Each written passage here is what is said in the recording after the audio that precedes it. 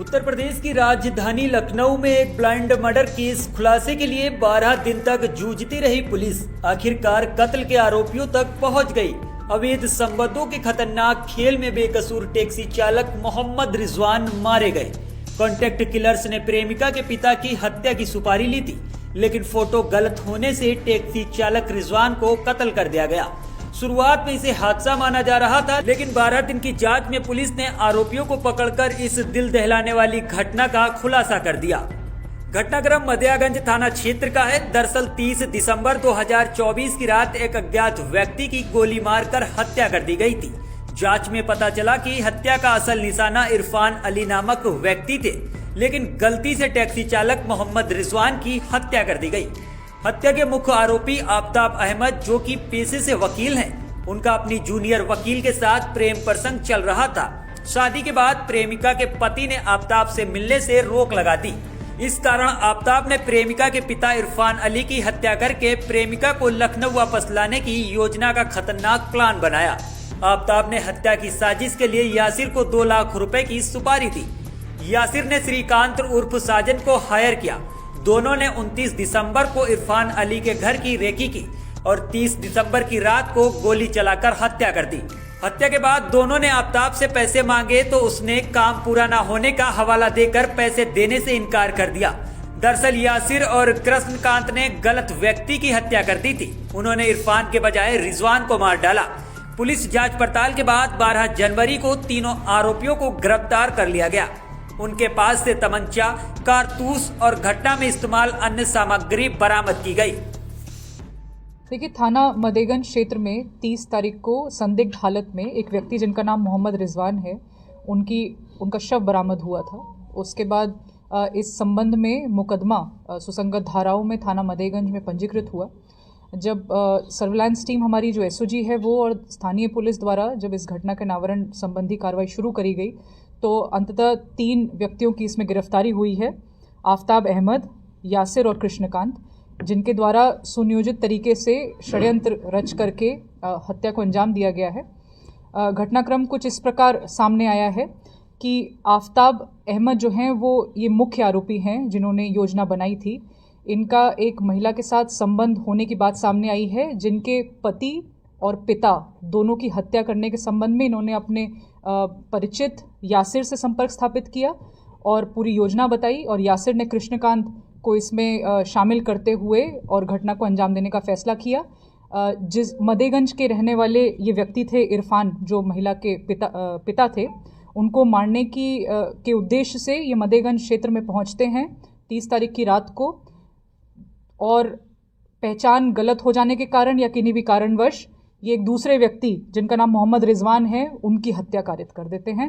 अवैध असलहा जो इन्होंने प्रयुक्त किया था उसको बरामद कर लिया गया है। इसके साथ ही कारतूस बरामद किए गए हैं। मोबाइल फ़ोन जिसके माध्यम से इन लोगों का आपस में संपर्क रहा, व्हाट्सएप आदि पर भी ये संपर्क में रहे थे योजना बनाने के दौरान और उसके बाद भी, उसको बरामद किया गया है। मोटरसाइकिल जो प्रयोग करी गई थी उसको भी इस पूरी घटना में जो शामिल था बरामद कर लिया गया है। इस ब्लाइंड मर्डर का जो है सफल अनावरण आज पूरी टीम द्वारा किया गया है। बहुत ही क्रिटिकल एविडेंसेस इसमें मिले हैं और कई सारे ऐसे सबूत हमें इसमें मिले हैं जो कि घटना को पूरी तरीके से साबित करते हैं।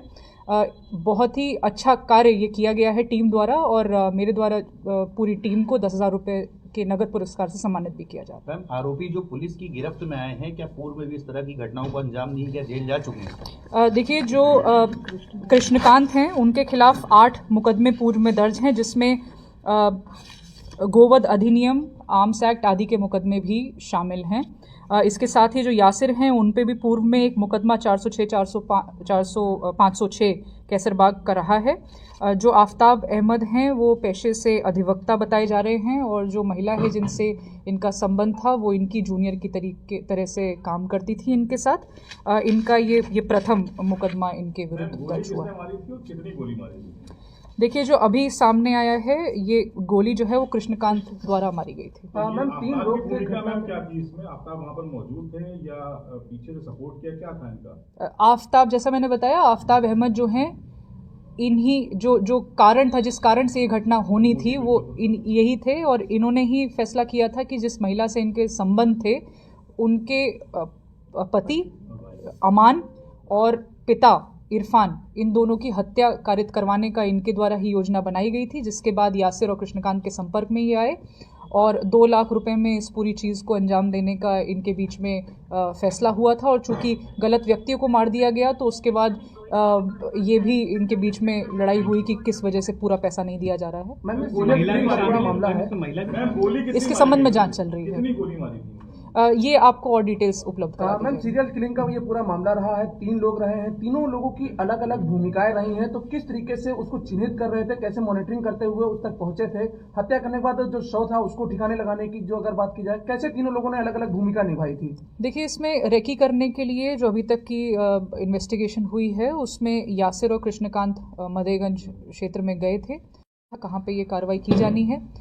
लेकिन फाइनली जो मारने का काम था वो कृष्णकांत द्वारा किया गया था। इस तरीके से ये पूरी एक्टिविटी हुई है। तो शुरुआत होती है आफ्ताब अहमद के प्लान से, यासिर के माध्यम से कृष्णकांत तक पहुंचते हैं, उनको हायर किया जाता है गोली मारने के लिए, हत्या करने के लिए, और चूँकि और पूरा पेमेंट फिर नहीं हो पाता है क्योंकि गलत व्यक्ति को मार के प्रेम प्रसंग में पूरी ये घटना की गई है। क्या इसमें जो महिला की अगर बात की जाए उसका भी रोल अहम माना जा रहा है? क्या उसको इस घटना की पूरी जानकारी थी साजिश के तहत पूरी? देखिए, इसमें अभी कुछ पहलू हैं जिन पे जांच किया जाना शेष है, उसके बाद ही स्थिति क्लियर हो। अभी उनको क्लीन चिट नहीं दी गई। मैम, जो अधिवक्ता थे ये बताया जा रहा है कि बाहर से गोवा में बताया जा रहा था जब हत्या की गई। देखिए, जैसा मैंने बताया, जो पूरा घटनाक्रम है वो उसी प्रकार है। मैम, ये जो गोली है ये क्या पोस्टमार्टम रिपोर्ट में गनशॉट है? क्योंकि कहा जा रहा था कि पहले गनशॉट नहीं है, क्या गनशॉट क्लियर हो गया था? देखिए, इसमें जो पोस्टमार्टम रिपोर्ट है उसमें कुछ विरोधाभास है जिसको लेकर के जांच की जा रही है। मैम, गोली कहाँ लगी थी? अभी क्लियरली बताया जाए, गर्दन के पास। मैम, जिस तरीके से बॉडी ठिकाने लगाने के लिए अगर रोड किनारे की बात की जाए, रोड किनारे जिस तरीके से फेंक करके गए हुए थे, किस गाड़ी का पूरा इस्तेमाल किया गया था? अगर इसमें जो पहलू कई इसमें घूम रहे हैं तो क्या इसमें इस चीज़ का ये एक ऑटो लेकर के जिन व्यक्ति की हत्या हुई है, मोहम्मद रिजवान, वो किसी अपने एक क्लाइंट को छोड़ने के लिए, क्योंकि ये टैक्सी और ऑटो चलाने का काम करते थे, उनको छोड़ने के लिए मदेगंज की एक गली में पहुंचते हैं और वहीं पर जो व्यक्ति हैं कृष्णकांत, ये बाइक से उनके पास पहुंचते हैं। जब वो अपनी सवारी को उतार देते हैं उसके बाद इनके बीच में वार्तालाप शुरू होता है और उसी क्रम में इनको मार दिया जाता है और मौके से ये फरार हो जाते हैं और उसके बाद सूचना प्राप्त। पहले इसमें पीछे जो क्लू था वो क्या इंपॉर्टेंट था? क्योंकि जिसको मारा गया वो इस हत्याकांड का कोई हिस्सा नहीं था, तो पुलिस को कहाँ से लीड मिली कि ये हत्याकांड किसी और के लिए था और वो किसी और के लिए? देखिए, इसमें बहुत सारे सर्विलांस का मदद लिया गया है, बहुत सारे सीसीटीवी फुटेज, 200 से अधिक सीसीटीवी फुटेजेस जो हैं वो खंगाले गए हैं और इसमें कई घंटों की फुटेजेस का एनालिसिस हुआ है, जिसके बाद हम जब कड़ी से कड़ी जोड़ते चले गए हैं तो इस नतीजे पर फाइनली पहुंचे हैं और जो मेंस रिया एक्टस रियस है वो स्टैब्लिश हुआ है। ठीक है मैम। यासिर कृष्णकांत आप जगह दिखाई दे रहा है, अभी तक का आफ्ताब का नहीं पता ये कहाँ से, मतलब जब घटना चल रही थी जो ये सिर्फ प्लानिंग का ही थे, ये मास्टरमाइंड थे, ये कहाँ पे? क्योंकि जैसा कि बताया जा रहा है कि बाहर से हमें इन्वेस्टिगेशन करने में